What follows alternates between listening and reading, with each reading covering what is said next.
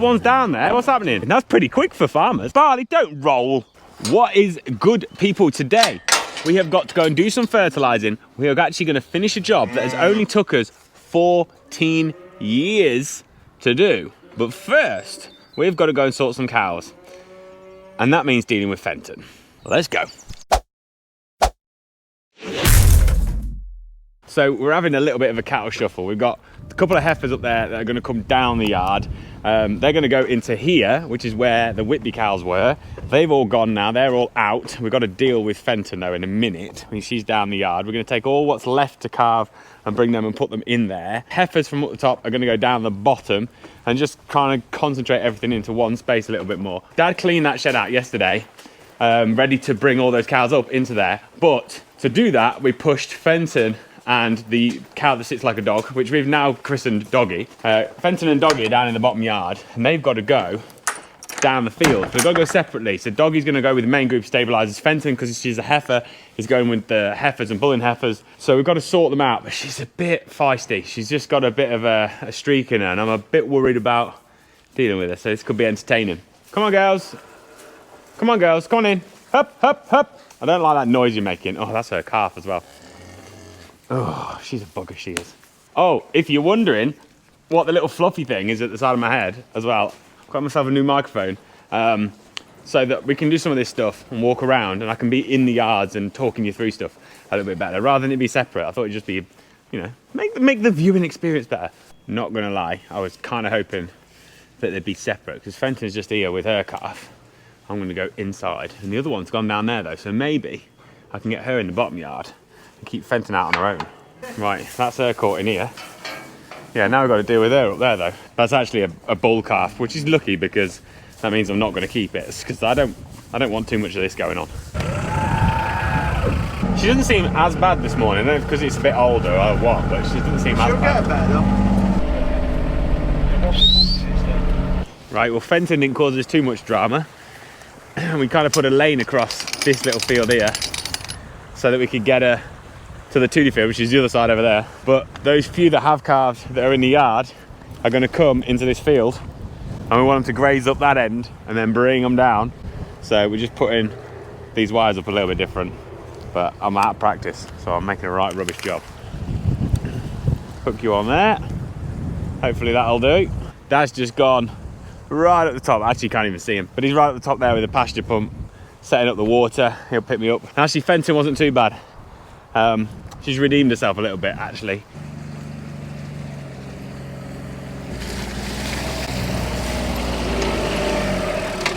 It's your turn now, Doggy. You gotta go down there out of the way, please, because I need to weigh your mate. Good girl. That's it. I need to borrow you a second. Scales are on. You're gonna take some catches. You're quick. Calm down. I just want to weigh you. Then put some earrings in. Go on in there. Go on in. You're a monster. 51 and a half.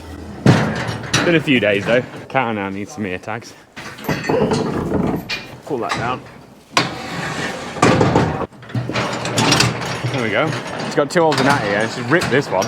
Broken somehow, look. He's twisted up there. There we go. You can tell that gate's not fitting properly, so it must be.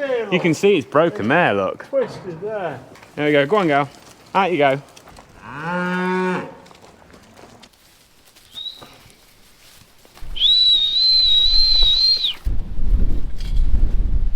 Now he's going to run these 2 heifers down into that group of cows. This one here looks like it's going to blow any day. When it turns around, its bag's massive. Not really sure what it's messing around at, but I bet you it calves tonight after we've run them in together. 100%. They always do. It's like sheep. If they get out, I don't know what it is, but they always seem to calve. Look at her. Look at the bag on that. That one would take us down to 10. We've had 11 left. That's what we've got. Not that we're counting or anything. Up! Hey, up, up, up! Well, that didn't quite go to plan. The others ran out. So we've got to go get them back now. Hey, one's down there. What's happening? Oh, he's having a rub. If some go in there, shut that gate. Go on. Go on in. I think that thing's gonna, that'll calve now. It's been moved into the others. It'll go tonight. 100%. Dad's instructed me to go get the flat roll on, and I'll show you why in a minute, but I'm a little bit excited, I'm not gonna lie. The flat roll is on a draw pin, which means I have another chance of trying to get this bad boy in out the back window. And to top it off, I'm using a thinner one. So just thought like my chances will be better. Stop beeping at me, you're driving me mad. Here goes nothing.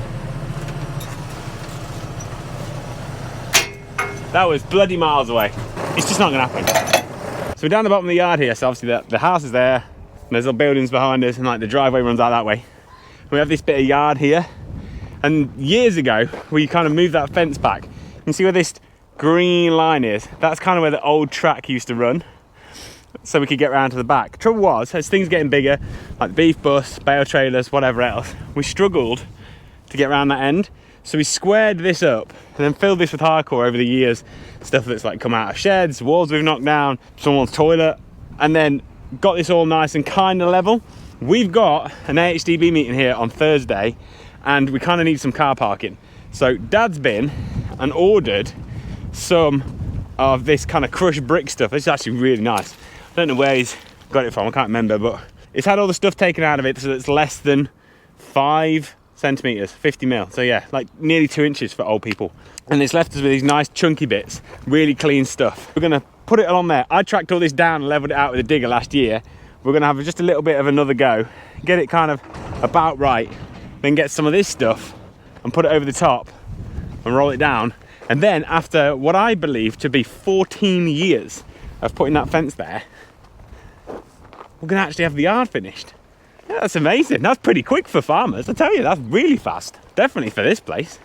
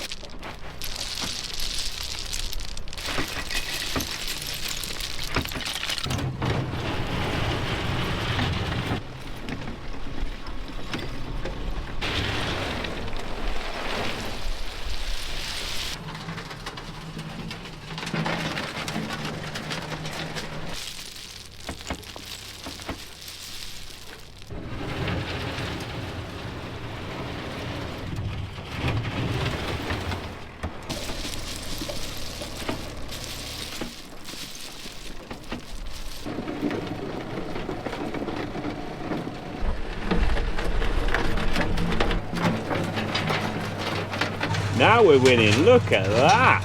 What a honey. We could go into groundworks, me and him. Look at that, smart.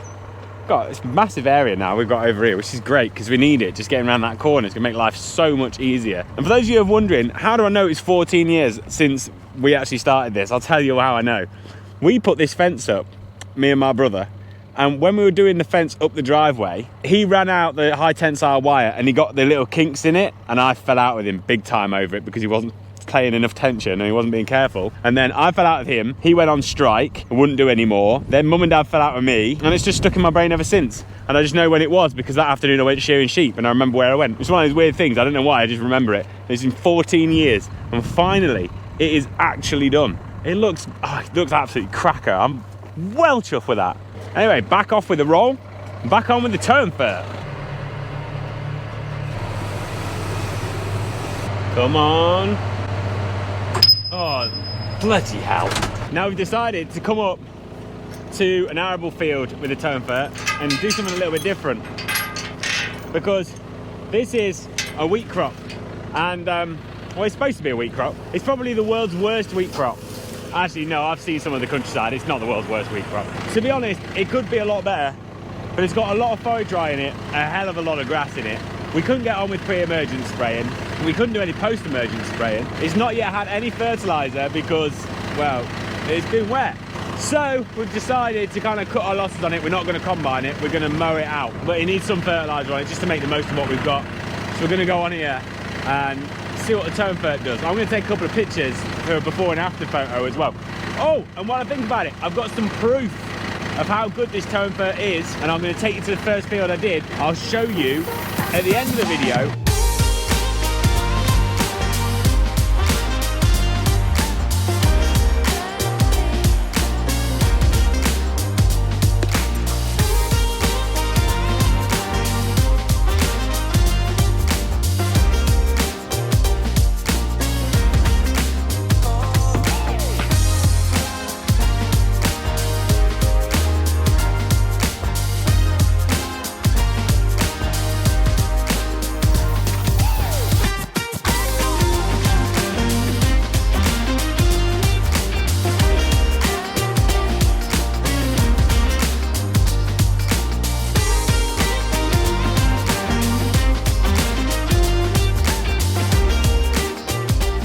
Right, I know people are skeptical of the Tow and Fert. I get it because it's different and people don't like different. I completely understand.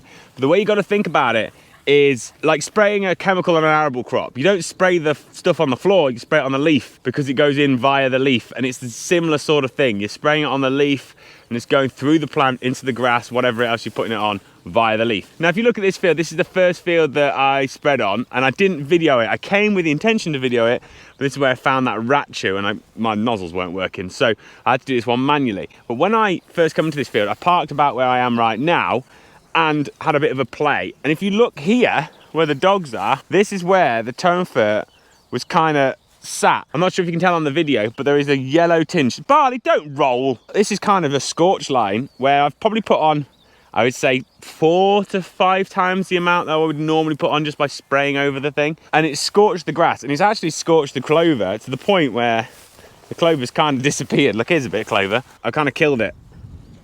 And that's just because of how efficient that Tow and Fert is against bulk fertilizer. Hopefully I've been able to overlay a little bit of footage of what this field looked like before and what it looks like now, because in person, this is a completely different field. It had 20 kilograms of nitrogen, 4 kilograms of Epsom salts, 2 kilograms of molasses, and 1.6 kilos of humic acid to the hectare. That's it. This has not had a huge amount.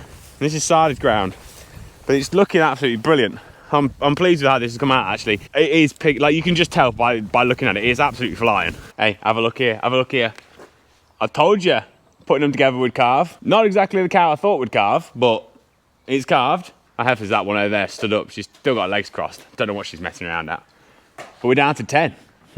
Next stop, single figures. Anyway, I've got to go because we've got a farm walk to go and get ready for, and we've still got a lot to do. Whatever you get up to this weekend, have a good one. Look after yourselves, and I'll see you in a bit. Oh, well, think about it. Hats. I've got hats in stock now, so if you want one, order it. www.bodiesfarm.com. See you in a bit. Ta-da. Oh, while I think about it, what do you think to new mics and like me wandering around? It's going to make it easier for me to probably do more videos, which should be a bit better, hopefully. But I'm going to have to move it from here because it's tickling the dickens out of my ears. Let me know down in the comments below. Ta-da. Hey, if you haven't seen it already, why not check out this video? Or you can subscribe by clicking on that logo. Alternatively, head to www.bodiesfarm.com where you can read more about the farm, check out some blog posts, or treat yourself to some of the amazing clothing that we wear here every single day. Cheers.